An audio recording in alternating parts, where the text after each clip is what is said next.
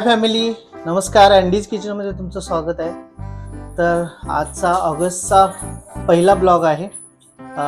आपला Andes kitchen 100 subscriber cross केलेले आहेत. तर सर्वांचे मनपूर्वक धन्यवाद देतो आणि सगळ्यांसाठी मी थँक्यू म्हणतो, कारण तुमच्यामुळेच हे शक्य झालेलं आहे. तर आजचा जो मेनू आहे तो ओल्या खोबऱ्याची बर्फी. चला तर मग बनवूया.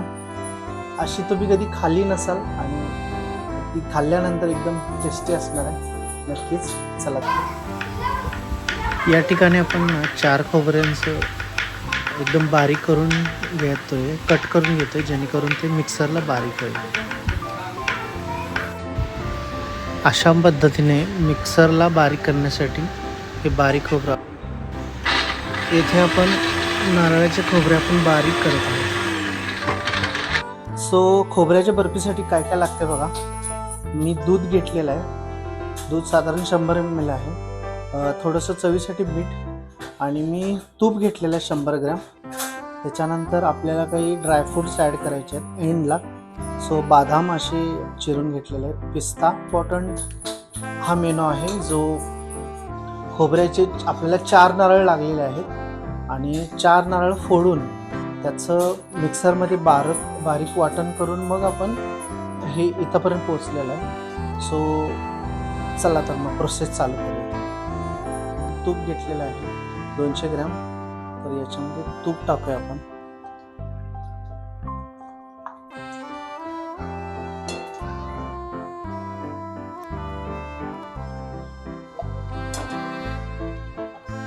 साधारण 100 ग्रॅम आपण तूप टाकलेलं आहे. हे वितळू द्यायचं आहे.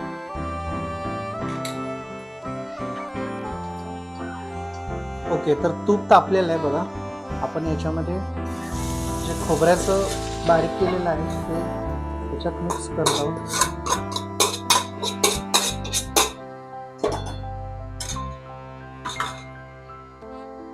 ओके, सो याला ना साधारण 15 मिनिटं आपल्याला असंच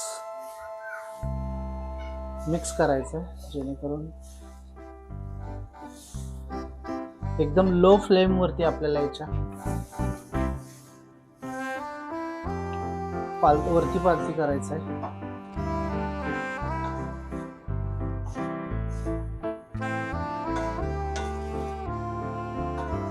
साधारण खोबरं हे आता भासत आहे बघा. त्याचा खमंग वास सुद्धा सुटलेला आहे.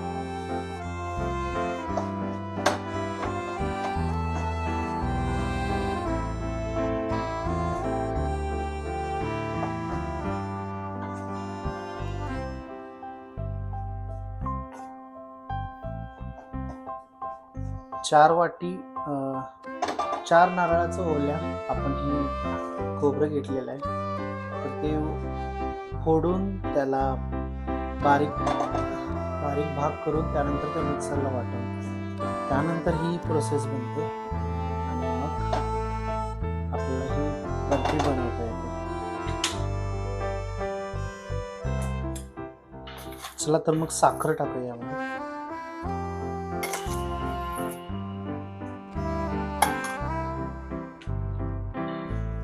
साखर अशी परतून आपल्याला घ्यायची, जेणेकरून पूर्ण ती लागेल.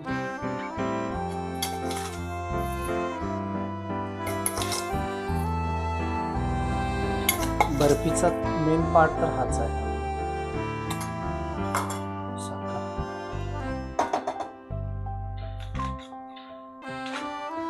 आता दूध टाकणार आहोत जे 100 ml आहे.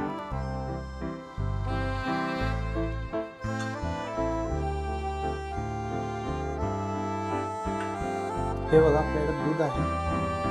दूध 100 ml आहे. सो याच्यामध्ये टाकतो.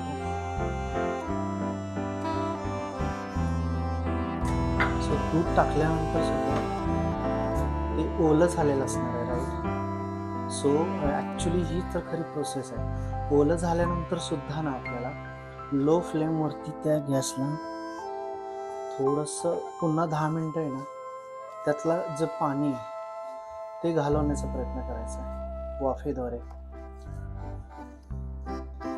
आता दूध जे टाकलेलं आहे ते आपलं सर्वत्र पसरेल, सर्वत्र त्या खोबऱ्याच्या मिक्स वाटणमध्ये जाईल याची आपण काळजी घ्यायची.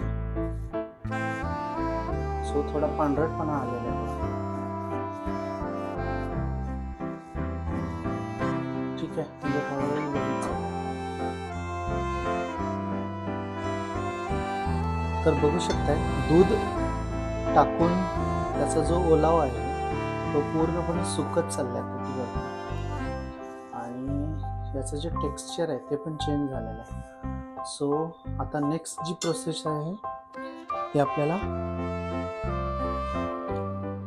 बटर पेपर लावून आहे ना त्याला तूप लावायचं आहे आणि नंतर ड्रायफ्रुट्स टाकून त्याच्यामध्ये ते ओतायचं.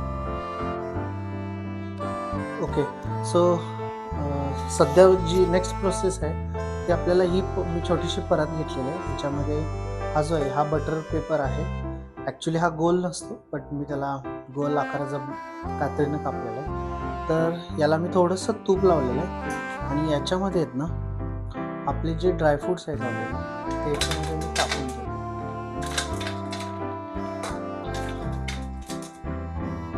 हा पिस्ता आहे आणि हा जो आहे हा बदाम आहे. सो काजू, बदाम आणि पिस्ता हे मी टाकून ठेवलेलं आहे. याचं टेक्स्चर खूप छान दिसतंय. सो आता जे आपलं हे बनलेलं आहे ते मी त्याच्यावरती हंतरतोय.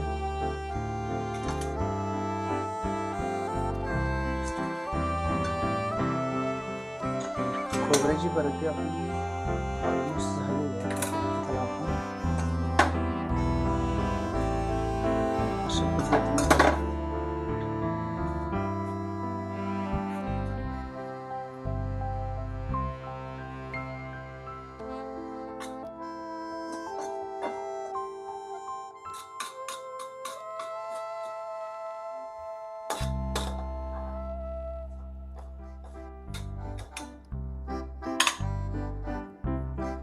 सो असं प्लेन करणार आहोत आपण त्याला.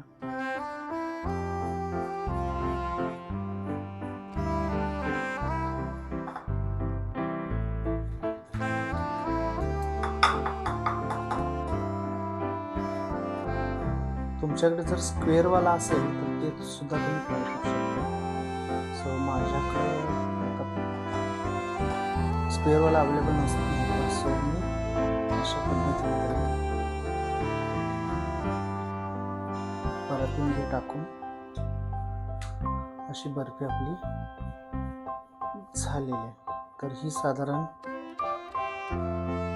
4 ते 5 तास आपल्याला अशी सोडायची जेणेकरून ती वाळेल आणि त्यानंतर आपण ह्याला कट करून सर्व करायचे. खूप छान